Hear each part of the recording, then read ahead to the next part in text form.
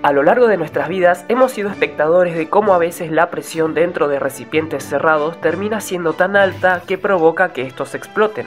Y en algunas ocasiones no negarán que tiene sus momentos divertidos, pero dejando la joda de lado y siendo más realistas, es algo extremadamente peligroso que no se debe intentar provocar bajo ninguna circunstancia. Más allá de todo esto, ¿alguna vez se preguntaron qué es la presión o más específicamente de dónde viene y por qué? Hoy en este video voy a intentar dar respuesta a todas esas preguntas. Sin embargo, tengo que aclarar que este video va a ser un poquito diferente a los que suelo hacer con frecuencia, debido a que este va a contener deducciones técnicas y un contenido más específico para aquellos que estén metidos en el tema.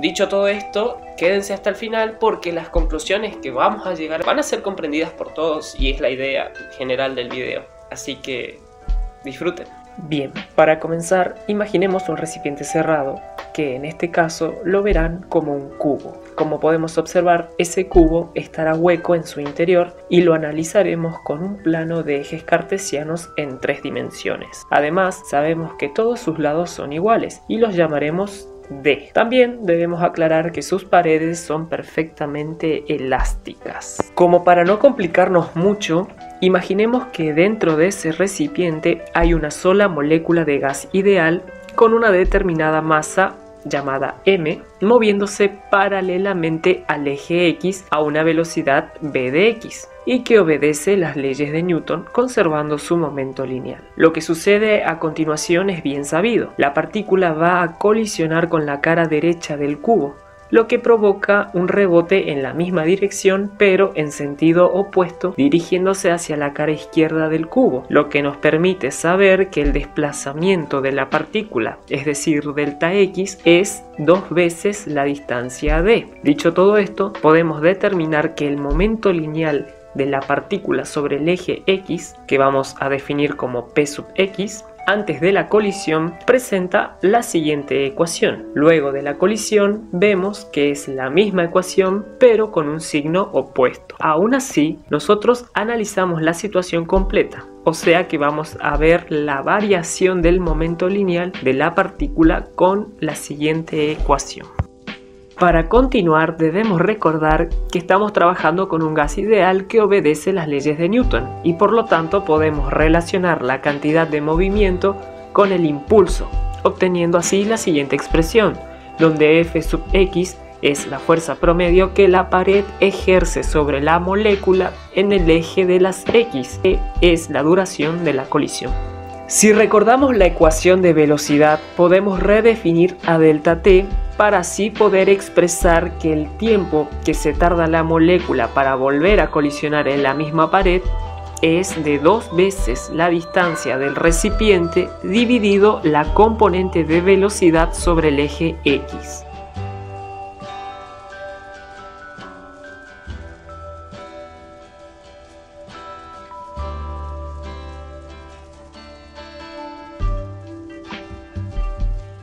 Recordando la tercera ley de Newton, sabemos que toda acción tiene una reacción, o bien dicho, la fuerza promedio que la molécula ejerce sobre la pared es igual en magnitud pero con sentido opuesto que la fuerza promedio que la pared ejerce sobre la molécula. Pero hasta ahora solamente estábamos considerando la fuerza promedio de una sola molécula. Para continuar tenemos que considerar la fuerza promedio total de un número n de moléculas y para ello vamos a sumar todas las fuerzas promedios individuales con una sencilla sumatoria. Además podemos factorizar a la masa porque se trata de un gas ideal y por lo tanto todas sus moléculas son iguales y con la distancia de los lados del recipiente pasa lo mismo, también son todas iguales y podemos factorizarla. Para continuar debemos también saber que es necesario considerar una velocidad promedio sobre el eje x para un número n de moléculas, porque de esta forma estamos siendo más generales. El promedio se calcula sumando valores y dividiendo todo por la cantidad total de valores. De esta forma, si combinamos la ecuación de fuerza con la velocidad promedio cuadrada, obtenemos que la fuerza total sobre la pared es la siguiente ecuación.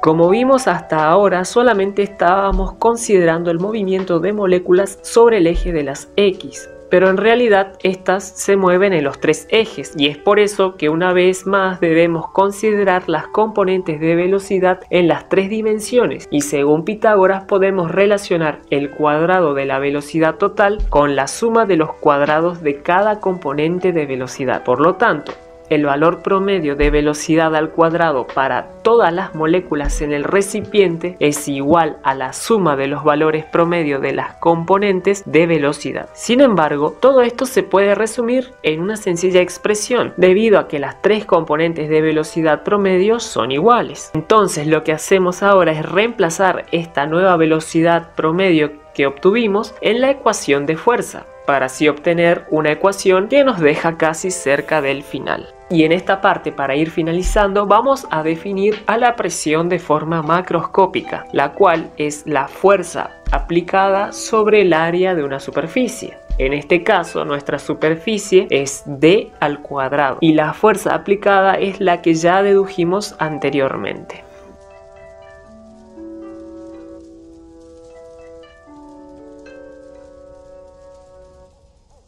Para ir finalizando completamente a ese 1/3, podemos expresarlo de otra manera para así obtener el resultado final de la teoría cinético-molecular de los gases, la cual nos está indicando que la presión de un gas es directamente proporcional a un número de moléculas por cada unidad de volumen y también a la energía cinética promedio de las moléculas. Dicho en otras palabras, si tenemos un gas con un número inmenso de moléculas dentro de un recipiente pequeño, la presión será muy alta, mientras que si tenemos pocas moléculas dentro de un recipiente enorme, las colisiones dentro del mismo se darán con poca frecuencia, lo que implica que la presión sea baja. De esta forma es como terminamos relacionando cantidades macroscópicas, como lo son el volumen del recipiente y la presión, con cantidades microscópicas, como lo serían la masa y el número de moléculas del gas.